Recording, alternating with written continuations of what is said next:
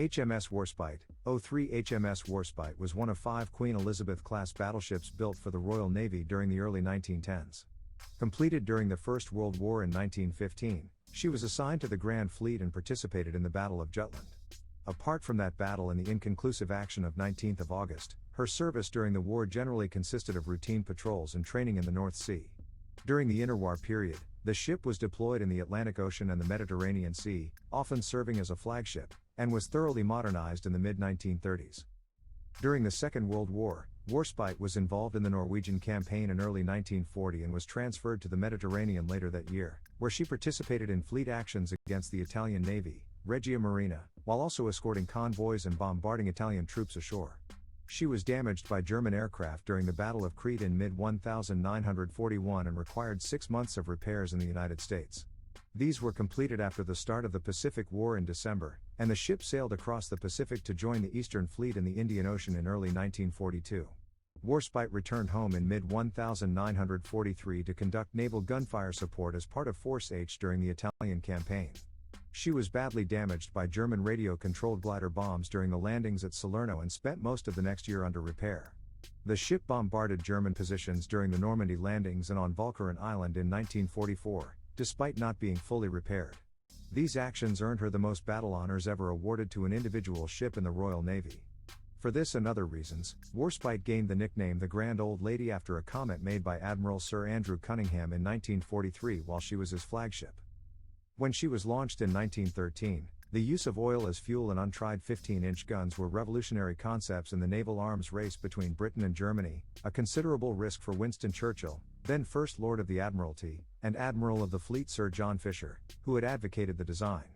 However, the new fast battleships proved to be an outstanding success during the First World War.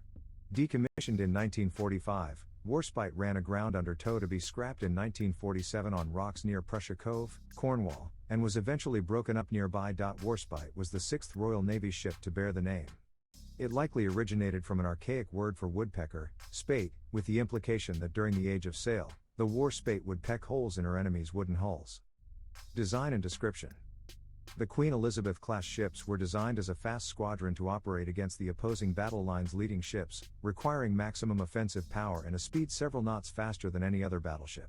Warspite had a length of 643 feet 9 inches, 196.2 meters, a beam of 90 feet 7 inches, 27.6 meters, and a deep draft of 33 feet, 10.1 meters. Her normal displacement was 32,590 long tons, 33,110 t, and 33,260 long tons, 33,794 t, at deep load. Powered by 2 sets of Parsons steam turbines driving 2 shafts using steam from 24 Yarrow boilers, the turbines were rated at 75,000 shaft horsepower, 56,000 kilowatts, for a maximum speed of 25 knots, 46.3 kilometers per hour. She had a range of 5,000 nautical miles, 9,260 kilometers, at 12 knots, 22.2 kilometers per hour. Her crew numbered 1,025 officers and ratings in 1915 and 1,220 in 1920. The Queen Elizabeth class was equipped with 8 15-inch, 381mm, guns in 4 twin-gun turrets, 12 6-inch, 152mm, guns in casemates, 2 3-inch, 76mm, anti-aircraft guns, and 4 21-inch, 533mm, torpedo tubes. Warspite had 2 fire control directors with 15-foot, 4.6 meters, rangefinders, one above the conning tower and the other in the spotting top. Each turret also had a 15-foot rangefinder, and B turret could control the main armament. The waterline belt consisted of 13 inches, 330 millimeters, of Krupp cemented armor over the vitals. The gun turrets had 11 to 13 inches, 279 to 330 millimeters, of armor, and the barbets were 7 to 10 inches, 178 to 254 millimeters, thick. The ships had multiple armored decks ranging from 1 to 3 inches, 25 to 76 millimeters, in thickness, and the main conning tower had 13 inches of armor. After Jutland, 1 inch of high tensile steel was added to the main deck over the magazines, and additional anti-flash equipment was installed in the magazines. In 1918, Warspite was fitted with flying-off platforms on the roofs of B and X turrets for launching fighters and reconnaissance aircraft, but these were removed no later than her 1934 to 1937 reconstruction. While the Queen Elizabeth-class ships were designed with impressive offensive capabilities and speed, several aspects of their design seem questionable or flawed. The deep draft of 33 feet appears excessive, potentially limiting their operational range and maneuverability in certain waters. Additionally, the crew complement of over 200 personnel by 1920 seems unnecessarily large, likely increasing operational costs and logistical demands. Furthermore, the armor protection appears inadequate for a ship of this size and firepower. The 13-inch belt armor over the vitals is relatively thin for a battleship of this era, and the varying deck armor thicknesses from 1 to 3 inches seem insufficient for effective protection against plunging fire or bomb attacks. The 13-inch conning tower armor is also underwhelming, representing a significant vulnerability. The decision to fit flying-off platforms on the turrets, while innovative, seems impractical and potentially compromising the ship's primary gunnery capabilities. Their subsequent removal during the 1934 to 1937 reconstruction suggests this feature was of limited practical value. Overall, while the Queen Elizabeth-class ships were undoubtedly powerful and fast for their time, their design appears to prioritize offensive firepower over other critical factors such as protection, maneuverability, and operational efficiency. A more balanced approach, incorporating lessons learned from the Battle of Jutland and other engagements, could have yielded a more well-rounded and effective battleship design. Construction and career. The story of the Royal Navy's sixth warship to bear the name Warspite is one of a vessel plagued by a series of unfortunate incidents and mishaps during its early service. Laid down in 1912 at the Devonport Royal Dockyard, Warspite was launched in late 1913 and completed in April 1915, under the command of Captain Edward Philpotts. Following her acceptance trials, which included a notable gunnery demonstration witnessed by Winston Churchill, the new battleship joined the 2nd Battle Squadron of the Grand Fleet. However, the ship's luck soon took a turn for the worse. In late 1915, Warspite ran aground in the River Forth, sustaining damage to her hull after being led down a narrow channel by escorting destroyers. This incident necessitated 2 months of repairs at Rosyth and Jarrow before the vessel could rejoin the Grand Fleet, this time as part of the newly created 5th Battle Squadron for Queen Elizabeth-class ships. The ship's troubles continued when, in early December 1915, Warspite collided with her sister ship, Barham, during a fleet exercise, causing significant damage to her bow. This collision forced the ship to return to Scapa Flow and then Devonport for further repairs, before she was finally able to rejoin the fleet on Christmas Eve of that year. Overall, the early service of the Royal Navy's Warspite was marked by a series of setbacks and mishaps that disrupted the vessel's operational readiness and required multiple periods of repair and maintenance, casting a critical light on the challenges faced by this particular warship in its formative years. First World War. The Battle of Jutland, 1916, was a significant naval encounter between Britain and Germany during World War I. After the German raid on Lowestoft in April 1916, Warspite and the 5th Battle Squadron were temporarily assigned to Vice Admiral David Beatty's battlecruiser force. On 31st of May, Warspite was deployed with the squadron to fight in the Battle of Jutland. Due to a signaling error, the battleships trailed Beatty's fast ships during the battlecruiser action, exposing the 5th Battle Squadron to heavy fire from the German High Seas Fleet. Warspite managed to score her first hit on the battlecruiser von der Tann. The 5th Battle Squadron then headed north, exchanging fire with Hipper's battlecruiser force and the leading elements of Scheer's battleships, damaging Markgraf. When the squadron turned to join the Grand Fleet, damage from a shell hitting Warspite's port wing engine room caused her steering to jam. Captain Philpotts decided to maintain course, circling, which exposed Warspite but inadvertently diverted attention from the critically damaged armored cruiser Warrior. This action earned Warspite the admiration of Warrior's surviving crew. After regaining control, Warspite's efforts to end the circular motion put her on a course towards the German fleet. With limited functionality, only a turret could fire, with Sub-Lieutenant Herbert Ansley Packer being promoted for his command. Warspite was stopped for repairs, but steering irregularities plagued her for the rest of her career. As the light faded, the Grand Fleet crossed ahead of the German battle line, forcing the High Seas Fleet to retreat and allowing Warspite to slip away. Warspite was hit 15 times during the battle, and had 14 killed and 16 wounded. Among the latter was Warrant Officer Walter Yeo, who became one of the first men to receive facial reconstruction via plastic surgery. Although she had been extensively damaged, Warspite could still raise steam and was ordered back to Rosyth during the evening of 31st of May by Rear Admiral Hugh Evan Thomas, commander of the 5th Battle Squadron. While traveling across the North Sea, the ship came under attack from a German U-boat. The U-boat fired 3 torpedoes, all of which missed their target. Warspite later attempted to ram a surfaced U-boat. She signaled ahead for escorts, and a squadron of torpedo boats came out to meet her. They were too slow to screen her effectively, but there were no more encounters with German vessels, and she reached Rosyth safely on the morning of 1st of June, where it took 2 months to repair the damage. 1916 to 1918. Upon the completion of her repairs, Warspite rejoined the 5th Battle Squadron. Further misfortune struck soon after when she collided with Valiant after a night shooting exercise, necessitating more repair work at Rosyth. Captain Philpotts avoided reprimand on this occasion but was moved to a shore-based job as naval assistant to the new First Sea Lord, Admiral Jellicoe. He was replaced by Captain de Bartolome in December 1916. In June 1917, Warspite collided with the destroyer but did not require major repairs. Early in April 1918, she joined the Grand Fleet in a fruitless pursuit of the German High Seas Fleet which had been hunting for a convoy near Norway. In 1918, Warspite had to spend 4 months being repaired after a boiler room caught fire. Captain Hubert Lines relieved Captain de Bartolome, and on 21st of November, he took Warspite out to escort the German High Seas Fleet into intermittent Scapa Flow following the signing of the armistice. In 1919, Warspite joined the 2nd Battle Squadron, part of the newly formed Atlantic Fleet, and undertook regular spring cruises to the Mediterranean. In 1924, she attended a Royal Fleet Review at Spithead, presided over by King George V.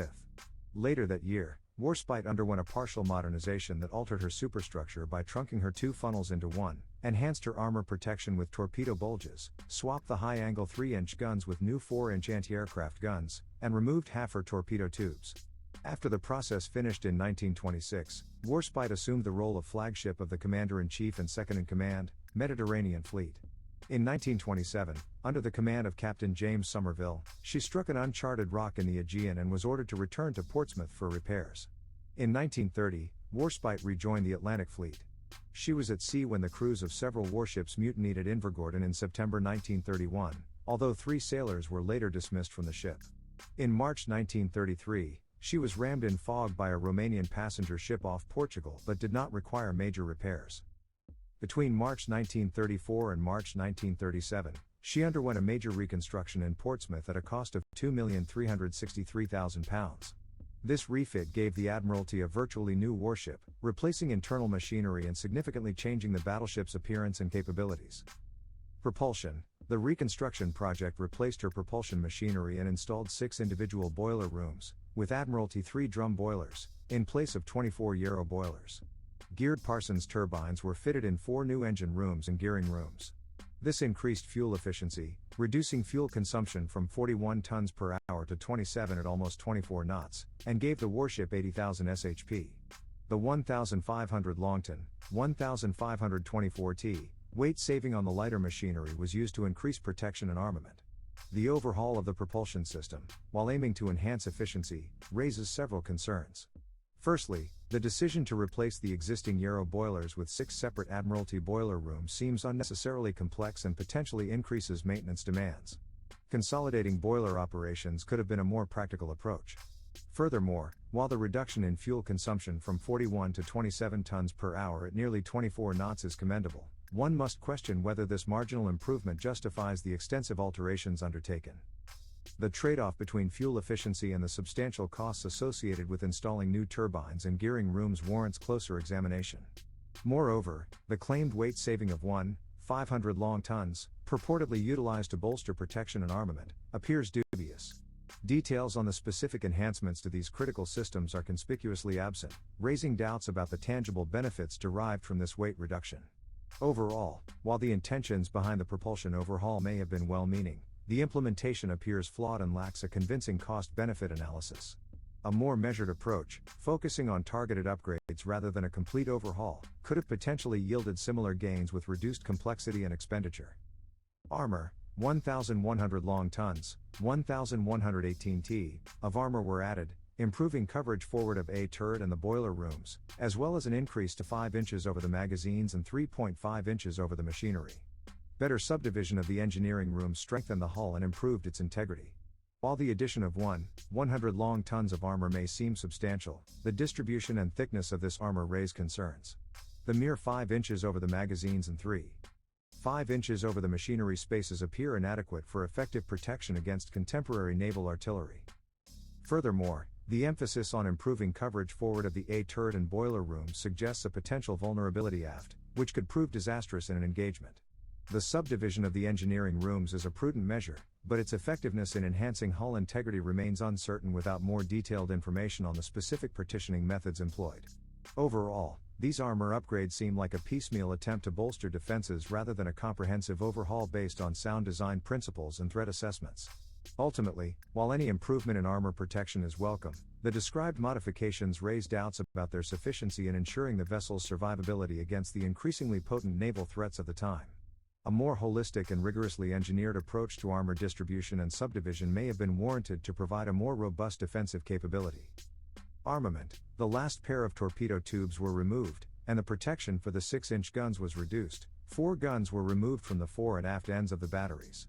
8 4-inch high-angle guns in 4 twin mountings and 2 octuple 2-pounder pom-poms were added to her anti-aircraft defenses, as well as additional .50 caliber machine guns on 2 of the main turrets. The original 15-inch turrets were upgraded to increase the elevation of the guns by 10 degrees, from 20 degrees to 30 degrees, providing a further 9,000 yards of range to a maximum of 32,300 yards, 29.5 kilometers, with a 6 CRH shell. The fire control was also modernized to include the HAX Mk3AA fire control system and the Admiralty Fire Control Table Mk7 for surface fire control of the main armament. Additionally, her superstructure was radically altered, allowing 2 cranes and an aircraft hangar to be fitted. This could carry 4 aircraft, but Warspite typically carried only 2. From 1938 to 1941 these were Swordfish floatplanes, and from 1942 to 1943, Walrus flying boats. Her tripod mast was removed, and a distinctive armored citadel was built up to enclose the bridge and provide space for her to operate as a flagship. After completing the refit, Warspite was recommissioned under the command of Captain Victor Crutchley. The intention was for her to become the flagship of Admiral Dudley Pound's Mediterranean fleet, but trials revealed issues with propulsion machinery and steering, a legacy of Jutland, which continued to plague Warspite and delayed her departure. These delays and the required work also affected the crew's leave arrangements, leading some sailors to voice their concerns in national newspapers, angering Pound. Warspite finally entered Grand Harbor in Malta on January 14, 1938 and continued gunnery practice and training. During one anti-aircraft exercise, a junior midshipman independently fired his pom-pom gun after a towing aircraft flew low overhead with an attached target. Warspite had turned towards Valletta, and the shells landed harmlessly at a gunnery range where a platoon of the Green Howards was exercising. For the remainder of the year, she cruised the Aegean, Adriatic, and Mediterranean seas, leading an intensive series of fleet exercises in August due to rising international tension. She undertook another cruise of the Western Mediterranean in the spring of 1939. In June 1939, Vice Admiral Andrew Cunningham replaced Dudley Pound and took Warspite to Istanbul for talks with the Turkish government. When war was declared in September, the Mediterranean remained quiet, and Warspite was recalled to join the home fleet following the loss of HMS Royal Oak. Second World War. Atlantic and Narvik, 1939 to 1940. Warspite's first task was to escort convoy HX-9 carrying fuel from Nova Scotia to the UK. She was diverted northwards in pursuit of the German battleships Scharnhorst and Gneisenau, which had sunk the armed merchant cruiser Rawalpindi north of the Faroe Islands, but failed to make contact. In April 1940, Warspite had started her voyage back to the Mediterranean when the Germans invaded Denmark and Norway. She rejoined the home fleet on 10 April and proceeded towards Narvik. On 13 April, Vice Admiral William Whitworth hoisted his flag in Warspite and led 9 destroyers, 3 sweeping mines and 6 in an offensive role, into Ofot Fjord to neutralize a force of 8 German destroyers trapped near the port of Narvik. Her ferry Swordfish floatplane sank the German U-boat U-64 with 250 pounds bombs, becoming the first aircraft to sink a U-boat in the war. The Swordfish continued to provide accurate spotting reports during the early afternoon, which were arguably more important to the course of the battle than Warspite's guns. The British destroyers soon opened fire on their counterparts, which had almost exhausted their fuel and ammunition following the First Naval Battle of Narvik. All were sunk during the action. Warspite destroyed the heavily damaged Z-13 Erich Koellner with broadsides, while damaging Z-17 Diether von Roeder and Z-12 Erich Giza. Diether von Roeder had to be scuttled, while Erich Giza was sunk in conjunction with destroyers. The Second Naval Battle of Narvik was considered a success. She remained in Norwegian waters, participating in several shore bombardments around Narvik on 24 April, but these proved ineffectual, and she returned to Scapa Flow prior to being redeployed to the Mediterranean on 28 April. Mediterranean, 1940 to 1941. Calabria. Warspite arrived safely in Alexandria before Italy entered the war on June 10, 1940. Admiral Cunningham took the fleet to sea on 7 July to meet two convoys traveling from Malta to Alexandria, knowing that part of the Italian fleet was escorting its own convoy to Tripoli. Cunningham hoped to draw the Regia Marina into battle by sailing towards the toe of Italy to cut them off from their base at Taranto. The two fleets eventually met 30 miles from Punta Stilo at the Battle of Calabria on July 9, 1940. Initially, the Allied cruisers, armed with 6-inch guns, were outranged by the 8-inch guns of their heavier Italian counterparts and disengaged. Seeing that they were under pressure, Cunningham took Warspite ahead to assist his cruisers. The Italian cruisers turned away under a smoke screen while the battleships Giulio Cesare and Conte di Cavour closed on Warspite before Malaya and Royal Sovereign could catch up. During the battle, Warspite achieved one of the longest range gunnery hits from a moving ship to a moving target in history, hitting Giulio Cesare at a range of approximately 24 kilometers, 26,000 yards, the other being a shot from Scharnhorst which hit Glorious at approximately the same distance in June 1940. The shell pierced Giulio Cesare's rear funnel and detonated inside it, blowing out a hole nearly 6.1 meters, 20 feet, across, while fragments started several fires and their smoke was drawn into the boiler rooms, forcing 4 boilers offline as their operators could not breathe, which reduced the ship's speed to 18 knots, 33 kilometers per hour, 21 miles per hour. Uncertain how severe the damage was, Campioni ordered his battleships to turn away in the face of superior British numbers and they disengaged behind a smoke screen laid by Italian destroyers. The destroyers and cruisers on both sides continued shooting for half an hour, but with Malaya and Royal Sovereign coming into range, the Italian fleet disengaged. Over 125 aircraft of the Regia Aeronautica attacked the ships over the next 3 hours but caused no damage. Warspite returned to Alexandria on 13 July. Taranto. In mid-August, she set out to bombard Bardia, though the context and justification for this aggressive military action are unclear. On 6 November, she sailed from Alexandria to provide cover for the Battle of Taranto, a torpedo bomber attack on ships in Taranto harbor. Consequently, Warspite and Valiant were able to bombard the Italian supply base in the Adriatic port of Lora in mid-December, further escalating the conflict. On January 10, 1941, Warspite sustained light damage from a bomb while operating with force during Operation Excess, highlighting the potential loss of life and gravity of combat operations. The account glosses over crucial details, lacking nuanced discussion of the broader geopolitical context, justification for the use of force, and the human impact of these events. A more critical and balanced analysis, considering multiple perspectives and ethical implications, would be necessary for a comprehensive understanding. Matapan. In March 1941, to support the planned German invasion of the Balkans, Vice Admiral Angelo Iachino's Italian fleet, led by the battleship Vittorio Veneto, sailed to intercept Allied convoys between Egypt and Greece.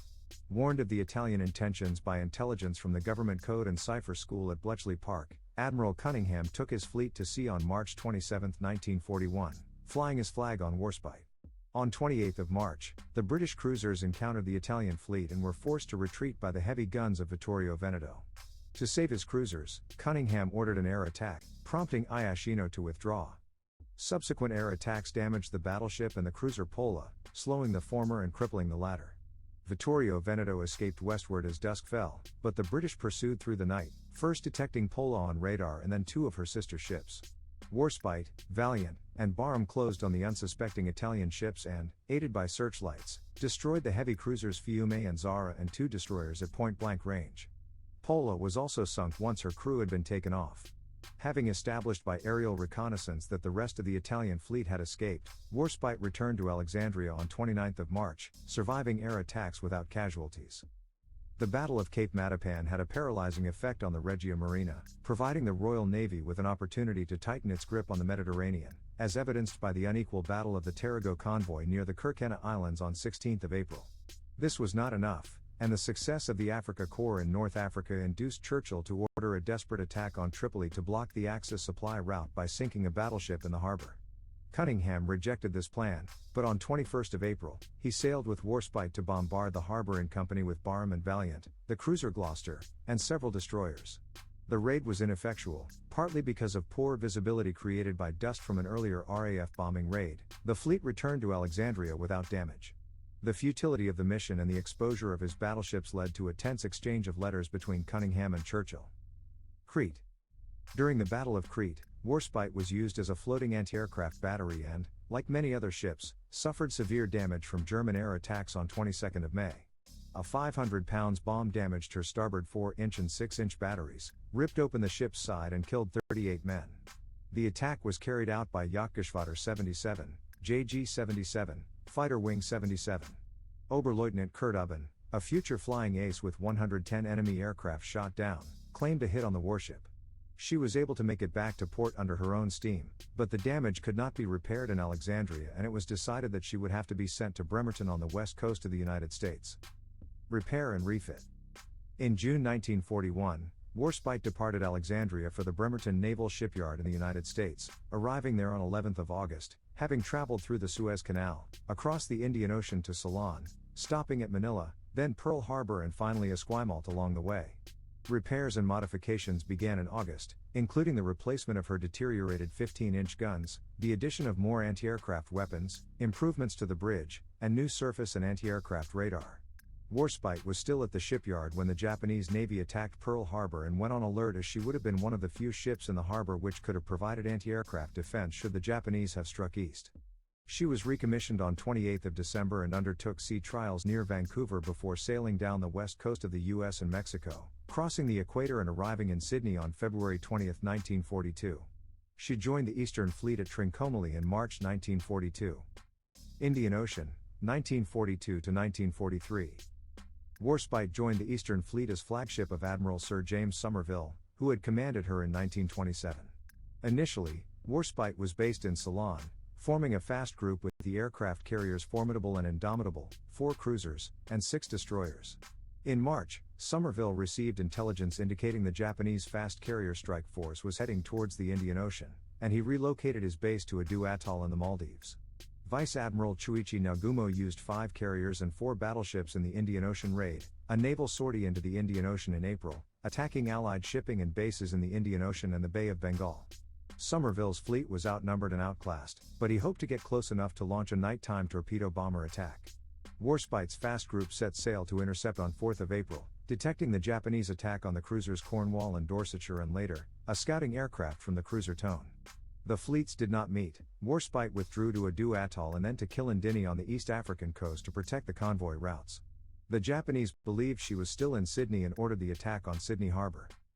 During May and June, Warspite continued to act as Somerville's flagship, carrying out exercises with other fleet elements and shore-based aircraft in Ceylon. In early June, she was sent to hunt the Japanese auxiliary cruisers Eikoku Maru and Hokaku Maru near the Chagos archipelago but failed to find them. In August, she was involved in Operation Stab, a simulated attack on the Andaman Islands to distract the Japanese from U.S. preparations to attack Guadalcanal. She covered the landings at Majanga and Tamatave during the Battle of Madagascar, an Allied invasion, in September. Her surface radar was replaced in Durban in October, and Captain Packer, her former assistant gunnery officer at Jutland, took command in January 1943. The remainder of Warspite's cruise was uneventful. She underwent a short refit in Durban in April and returned to the UK in May 1943, having sailed approximately 160,000 miles since the war began. Mediterranean, 1943 to 1944.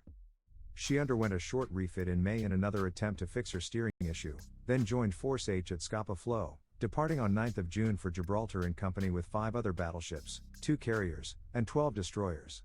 Assigned to Division 2 with Valiant and Formidable, she returned to Alexandria on 5th of July in preparation for Operation Husky, the Allied invasion of Sicily. Division 1 and 2 rendezvoused in the Gulf of Sirte on 9th of July and covered the assembling convoys. Warspite was detached to refuel at Malta on 12th of July, the first visit by a British battleship since December 1940. On 17th of July, she bombarded Catania in support of an unsuccessful attack by the 8th Army, although her steering issue temporarily delayed her taking up position. She returned to Malta at high speed on 18th of July, avoiding several air attacks during the night. On her return, Admiral Cunningham inadvertently coined the nickname by which she would be known thereafter when he signaled, "Operation well carried out. There is no question when the old lady lifts her skirts she can run." Between 2 and 3 September, Warspite and Valiant covered the assault across the Straits of Messina and bombarded the Italian coastal batteries near Reggio. Between 8 and 9 September, Force H, covering the landings at Salerno, came under fierce German air attack and narrowly avoided being torpedoed. The resolve of the Italian government had already been wavering by the time of the Allies' victory in North Africa. The invasion of Sicily and aerial attacks on mainland Italy encouraged negotiations. They signed an armistice on 3 September, which took effect on 8 September. Anxious to ensure that the Germans did not acquire an additional 200 warships, the Allies insisted that the Regia Marina must sail for Allied ports. 3 days later, Warspite met and led elements of the Italian fleet, including Vittorio Veneto and Italia, into Interment at Malta. She repeated this process on 12 September for her opponent from the Battle of Calabria, Giulio Cesare. On 14 September, Force H was recalled to the UK to begin preparations for the invasion of France, but Warspite and Valiant were detached to provide support for Allied forces at Salerno. Although the Italians had surrendered, the Germans had anticipated this and moved forces into position to block the Allied landings.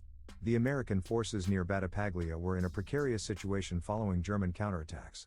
After arriving off Salerno on 15 September, Warspite bombarded an ammunition dump and other positions around Altavilla Silentina, demoralizing the German forces and providing time for Allied reinforcements to arrive.